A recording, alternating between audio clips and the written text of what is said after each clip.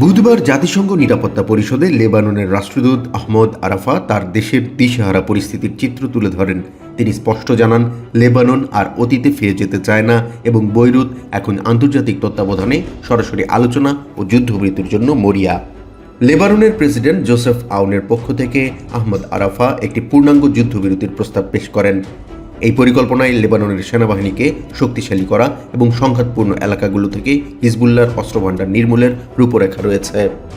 তবে ইসরায়েলের রাষ্ট্রদূত ড্যানি ড্যানন এই প্রস্তাবের কার্যকারিতা নিয়ে সন্দেহ প্রকাশ করেন। গত সপ্তাহে লেবাননের মন্ত্রিসভা হিজবুল্লাহর সামরিক কার্যক্রমকে অবৈধ ঘোষণা করলেও ড্যানন হিজবুল্লাহকে নিরস্ত্র করার বাস্তব প্রমাণ দাবি করেন। অন্যদিকে আমেরিকার রাষ্ট্রদূত মাইক ওয়ালস এই অস্থিরতার জন্য ইরানকে দায়ী করেন। তিনি লেবাননকে তাদের দেশ পুনরুদ্ধারের আহ্বান জানিয়ে ওয়াশিংটনের পূর্ণ সমর্থনের আশ্বাস দেন। জাতিসংঘের ত্রাণ প্রধান টম ফ্লেচার সতর্ক করেছেন যে লেবানন সহ পুরো বিশ্ব এখন মহাসংকটের মুহূর্ত পার করছে। ক্রমবর্ধমান মরদেহের মিছিলের পাশাপাশি সেখানে খাদ্য ও চিকিৎসা ব্যবস্থা ভেঙে পড়েছে। বৈঠকে রাশিয়া ও চায়না কঠোর প্রতিক্রিয়া জানিয়েছে।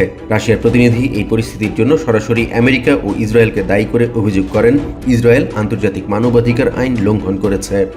চায়নার প্রতিনিধি বর্তমান পরিস্থিতিকে অত্যন্ত উদ্বেগজনক অভিহিত করে ইসরায়েলকে অবিলম্বে লেবানন থেকে সৈন্য প্রত্যাহারের দাবি জানান।